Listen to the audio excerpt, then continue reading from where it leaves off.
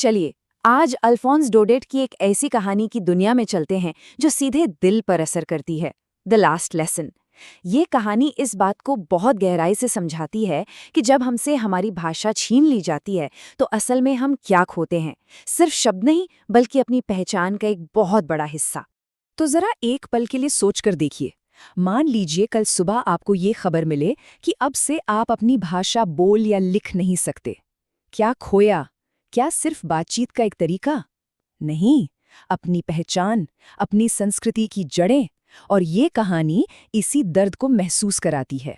अच्छा, इस कहानी को पूरी तरह से समझने के लिए हमें थोड़ा सा इतिहास में पीछे जाना होगा, क्योंकि इसकी शुरुआत एक जंग से होती है और फिर आता है एक आदेश जो फ्रांस के एक छोटे से इलाके की दुनिया को हमेशा हमेशा के लिए बदल देता है। तो बात है साल 1870 की, जब फ्रांस और प्रशिया के बीच जंग छिड़ी। इसमें फ्रांस की हार हुई और नतीजा ये निकला कि उन्हें अपने 2 जिले अल्सेस और लॉरेन प्रशिया को देने पड़े। पर असली चोट तो तब लगी जब बर्लिन से फरमान आया कि अब से इन इलाकों के स्कूलों में फ्रेंच भाषा नहीं, सिर्फ जर्मन पढ़ाई जाएगी। सोचिए, एक ही पल में उनकी अपनी जबान उनसे छीनी जा रही थी। ये खबर कोई आम बदलाव नहीं थी। अल्सेस के लोगों के लिए तो ये जैसे आसमान से बिजली गिर पड़ी हो। अचानक चौंकाने वाली एक ऐसी खबर जिसने उनकी दुनिया की नींव ही हिला दी। जो कल तक उनका अपना था, आज से वो पराया होने वाला था। तो अब कहानी के बीच में चलते हैं, जहां हमारी मुलाकात होती है एक छोटे लड़के फ्रांस से। उसकी कहानी हमें दिखाती है कि कैसे एक इंसान लापरवाही से गहरे पछतावे तक पहुंचता है। और शायद उसकी कहानी में हम सब के लिए भी एक बहुत बड़ा सबक छिपा है। फ्रांस का जो बदलाव है ना, वो देखने लायक है। आदेश से पहले स्कूल उसके लिए एक बोझ था, एक मुसीबत। टीचर एम हैमिल से डर लगता था। उसे मुश्किल ग्रामर के नियमों से कहीं ज्यादा अच्छा लगता था बाहर पक्षियों को देखना। लेकिन जिस पल उसे पता चलता है कि ये उसका आखिरी फ्रेंच लेसन है, सब कुछ बदल जाता है। अचानक वही बोरिंग किताबें उसके पुराने दोस्त बन जाती हैं और उसका दिल पछतावे से भर जाता है कि काश उसने पहले ध्यान दिया होता।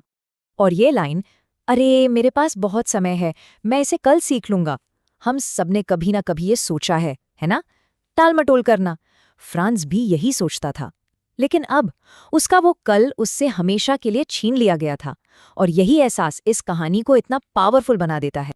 तो अब आते हैं कहानी के दिल पर, उस सबसे जरूरी संदेश पर जो हमें फ्रांस के टीचर एम हैमिल से मिलता है। ये सिर्फ भाषा के बारे में नहीं है, ये इस बारे में है कि हमारी भाषा हमारी पहचान से कैसे जुड़ी हुई है।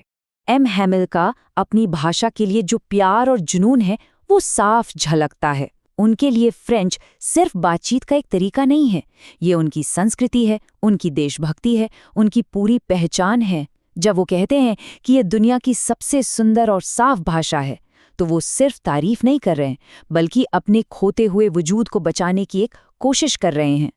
तो मतलब पूरा सार यही है, एम हैमिल के लिए अपनी भाषा को पकड़े रखना सिर्फ संस्कृति को बचाना नहीं है, ये आज़ादी को बचाए रखने जैसा है। वो कहते हैं कि जब तक गुलाम लोग अपनी भाषा से जुड़े रहते हैं, तब तक ये ऐसा है मानो उनके पास अपनी जेल की चाबी हो। ये एक खामोश लेकिन बहुत ताकतवर विरोध का तरीका है। देखिए, इस तरह की सिचुएशन के लिए एक शब्द बना है, भाषाई संकीर्णता। ये तब होता है जब कोई ताकतवर ग्रुप अपनी भाषा और संस्कृति को दूसरों पर थोपता है, अक्सर उनकी पहचान को मिटाने के इरादे से। इस कहानी में ठीक यही हो रहा है, जहां जर्मन भाषा को फ्रेंच बोलने वाले लोगों पर थोपा जा रहा है। पर यहाँ एक और दिलचस्प बात है, एम हैमिल सिर्फ दुश्मनों को दोष नहीं देते, वो एक बहुत कड़वी सच्चाई भी सामने रखते हैं कि उनकी भाषा को खोने की जिम्मेदारी सिर्फ बाहरी ताकतों की नहीं थी। ये एक ऐसी गलती थी जिसमें वे सब कहीं ना कहीं शामिल थे। वो एक एक करके सबको आईना दिखाते हैं। पहले छात्र जैसे फ्रांस, जो हमेशा सोचते थे कल पढ़ लेंगे।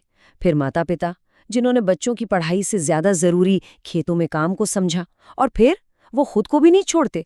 वो मानते हैं कि उन्होंने भी कभी बच्चों को अपने बगीचे में पानी देने भेज दिया या मछली पकड़ने जाने के लिए छुट्टी कर दी। ये एक सामूहिक भूल थी। और ये एक बहुत बहुत पावरफुल मैसेज है। कभी कभी हम अपनी सबसे कीमती चीजें सिर्फ किसी बाहरी दुश्मन की वजह से नहीं, बल्कि अपनी खुद की लापरवाही की वजह से खो देते हैं। हम उन चीज़ों की कीमत तब तक नहीं समझते जब तक वो हमारे हाथ से हमेशा के लिए निकल नहीं जाती। और अब हम पहुंचते हैं कहानी के उस क्लाइमैक्स पर जो सच में दिल को छू जाता है। ये वो पल है जहां आखिरी सबक सिर्फ एक सबक नहीं रहता, बल्कि विरोध और उम्मीद की एक कभी न मिटने वाली निशानी बन जाता है। सोचिए, क्लासरूम में एकदम सन्नाटा है, तनाव है। चर्च की घड़ी में 12 बजते हैं, मतलब समय खत्म। और ठीक उसी वक्त बाहर प्रशिया के सैनिकों की तुरैयों की आवाज सुनाई देती है, जो उनकी नई हकीकत का एक कड़वा एहसास है। एम हेमल कुछ बोलना चाहते हैं, पर गला भर आता है, वो बोल नहीं पाते। उनकी आवाज तो नहीं निकलती, पर वो हार नहीं मानते। वो एक चौक का टुकड़ा उठाते हैं और अपनी पूरी ताकत से ब्लैकबोर्ड पर लिखते हैं, वीव ला फ्रांस, यानी फ्रांस अमर रहे। ये बिना बोले दिया गया सबसे ताकतवर भाषण था, देशभक्ति और कभी हार न मानने का एक आखिरी अमर संदेश। और यहीं पर कहानी हमें एक बहुत बड़े सवाल के साथ छोड़ जाती है। ये सिर्फ एक भाषा या एक देश की बात नहीं है, ये हम सबसे पूछती है, क्या हम अपनी संस्कृति, अपनी विरासत, अपनी पहचान को उतनी अहमियत देते हैं जितनी हमें देनी चाहिए, या हम भी उस आखिरी पाठ का इंतजार कर रहे हैं जब तक कि बहुत देर ना हो जाए? ये सोचने वाली बात है ना?